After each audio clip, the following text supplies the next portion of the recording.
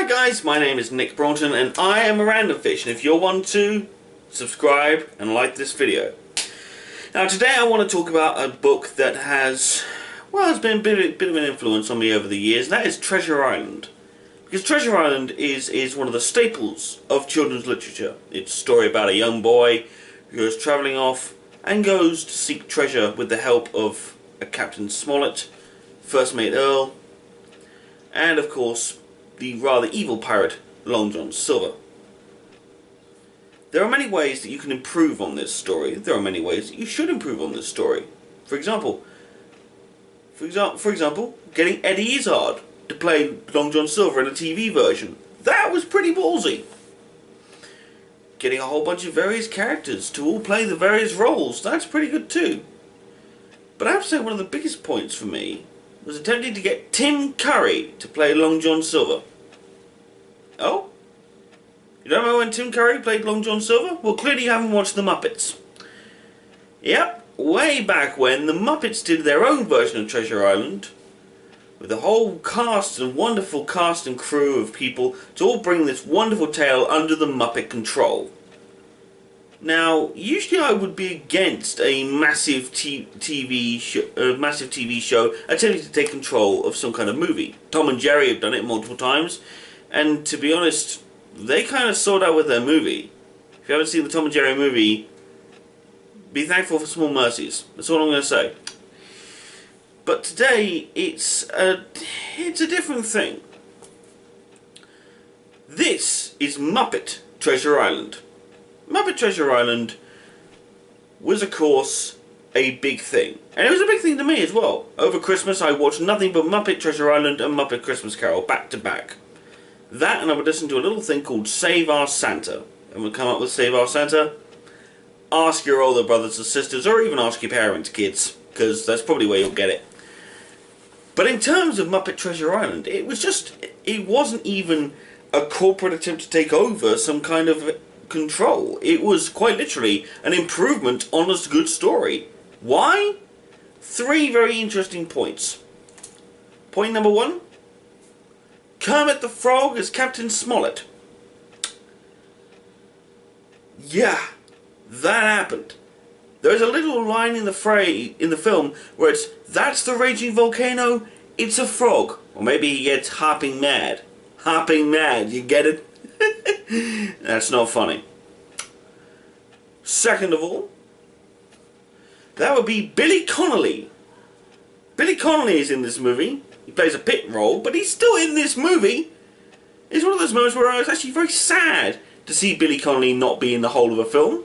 It's very sad to see. He's quite talented, is Billy Connolly. Annoying, yes. Tolerable in movies, yes, as well. But number 3, and this is by far the most important, I give you Tim Curry as Long John Silver. I will harp on about this man for many, many, many years. Why? Because Tim Curry is a genius. This movie is genius. Him being in it had elevated it to genius levels. The Muppets on their own are very funny. They had some brilliant ideas, some brilliant commentary in the movie. You know what? I'm just going to take you through bits of it. For example, there is a point in the movie when Billy Connolly is telling the entire story about his trips with Captain Flint. If you haven't read the Treasure Island story, I advise you do so. Because frankly, if you haven't read it and you're kind of my age, I'm a bit disappointed in you. Or if you've watched Muppet Treasure Island, then you've pretty much been caught up to speed, so you're fine. But there's a scene when Billy Connolly has been telling the story about Captain Flint and how he buried away his treasure and all that sort of thing, and how Billy was one of the only surviving members of the crew. Because apparently in the opening song, Flint took a whole bunch of his crew onto the island to bury the treasure, and then killed them. Is that why I like the Muppet film? Am I just really dark? Nah. It's funny. Because, you know, kids' movie. But here's the thing. Even with all of that, being said, Billy Connolly, or Billy Bones, as he plays in the film, is ranting all on about this, and the entire pub is filled with pigs. I thought, ooh, pigs. Does this mean that the landlady of the entire pub is played by Miss Piggy? Nope. Nope. Nope, just some actress. Okay. Okay. That's not where Miss Piggy goes, that would be too obvious. Okay, I get that. So we fast forward through the movie, we go through the movie, and we come across the bit where Captain Smollett first turns up on the ship. Now, I'd seen the trailers, obviously. I knew that it was Kermit playing Smollett. It was fairly easy to figure out. However, I did almost think that Mr. Earl, who played First Mate, who, of course, was played by Sam the Eagle. Yeah, that was definitely good typecasting. If you allow me, this is the best version of Sam the Eagle I can ever create. You are all weirdos. Ugh. Moving on. But once that was all introduced and when Smollett was on the deck, I honestly thought that the First Mate would be played by Miss Piggy. Because I thought, ooh, because then maybe there can be this like semi-romantic subplot between these two characters. There can be all this, you know, I don't like to use the phrase sexual tension between a frog and a pig, but still, all this tension between the two of them throughout the entire film, and then it could build up to a big romantic song on the island, you know, after Long John Silver's taken away Jim or something like that. It'd be great. Nope. Okay. So, where did Miss Piggy come in? I don't know of any characters that you can actually make into a female version, can you? Oh boy. If you've read the Treasure Island book, if you haven't, allow me to illuminate something for you. There is a character that Jim Hawkins meets when he's on the island. A man called Benjamin Gunn.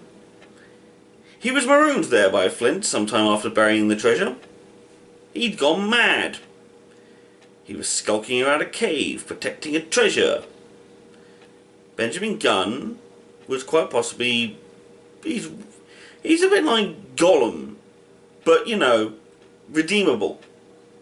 A bit more like Smeagol than Gollum, I guess you'll find, but hey, there's no need to be constantly talking over that, precious. No. Anyway, but Benjamin Gunn was a deep, complex character that was placed in this book.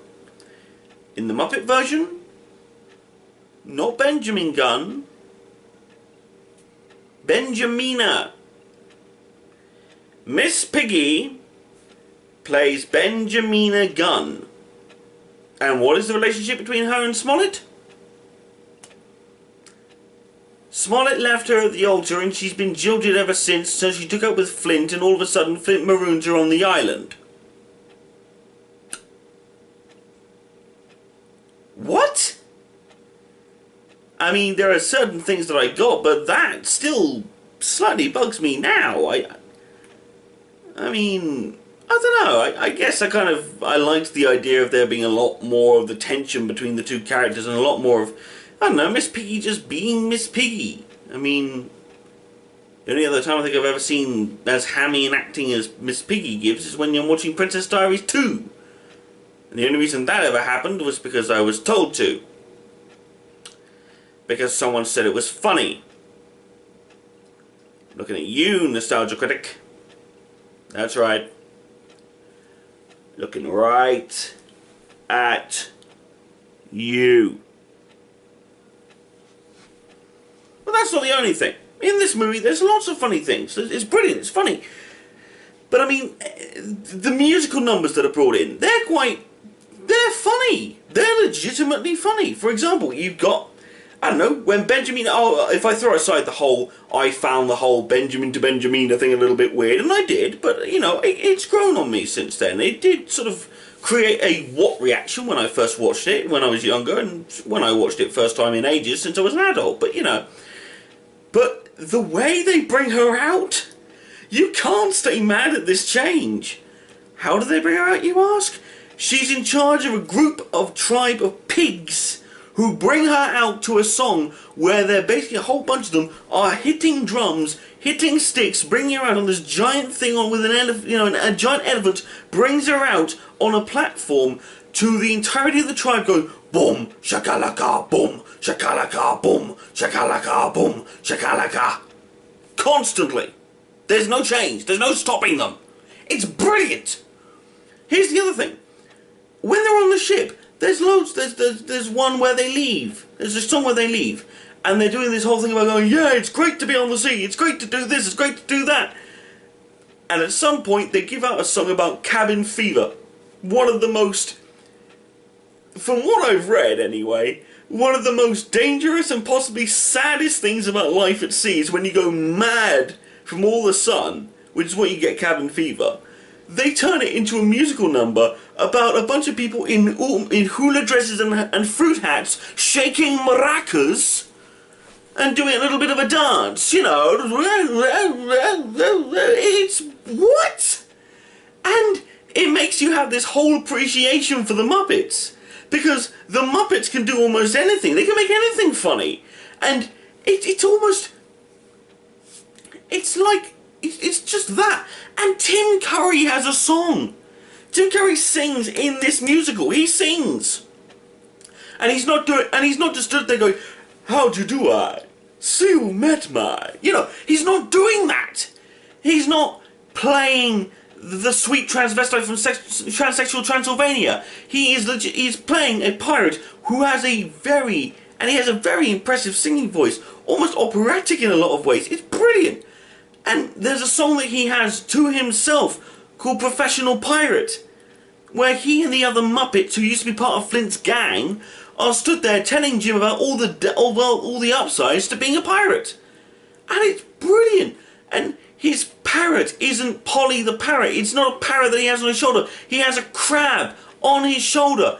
Not the opening line, but the secondary line of this crab is to go, piece of eight, rah! Literally, just that. And all these characters, they all talk, they all have characteristics, and it's all brilliant. And that's what makes the Muppets funny. That's what made them make Treasure Island good. Treasure Island, on its own, on a book, is a fantastic read, and it's really great if you want to get into reading, and it's great if you have an active imagination as a child. But as someone who grew up reading books but realised I didn't have the patience to stay with it and went on to movies, that was the perfect introduction to get me back into it. Not just because it was the Muppets doing Treasure Island, but it was Muppets tackling something that wasn't just some random made-up plot about, oh look, Gonzo's an alien. Who didn't see that coming? Or, just stuff like that. And I love the Muppets. I think it's fantastic. And I love Treasure Island. I think they're both fantastic. And it's one of those rare moments where I see two things being joined together and I will always adore it. And Muppet Treasure Island and Muppet Christmas Carol, they were the two movies that I watched a lot when I was younger. A lot. This year alone, I decided to watch Santa Claus Conquers the Martians. I bought that back in the summer. I was like, I'll wait till Christmas to watch this, because then it'll be funny. And it was funny. Just wasn't intelligent or, funny in a I'll come back and watch this again just to laugh my ass off kind of way. It was just meh funny. Muppet Treasure Island is funny. As in, not doubtably funny, not so bad it's good funny, just funny. There are rats on this ship with Rizzo giving them tour guides, and they're taking photos and they're having a good time on this what they think is a Caribbean cruise. There are these pirates who stood there going, oh, this is really hard work. Oh, we're gonna pull that rigging down, lads. Do what you need to do. Arr, arr, arr. And there are rats in the corner just going, hey, can you get to the buffet? Sounds good to me. Yay! But you know what? I'm done rambling. This has been a Random Fish ramble, if you will. I know I'm trying to do reviews and whatnot, but let's face it, right now these are just ramblings. I'm just rambling about movies that I enjoy, ramblings about movies that I hate. It's one or the other at this point. But here we go. This is the end of the video. Like this video, subscribe to this channel if you please. Thank you very much. Much appreciated. Much love. See you soon. Randomfish out.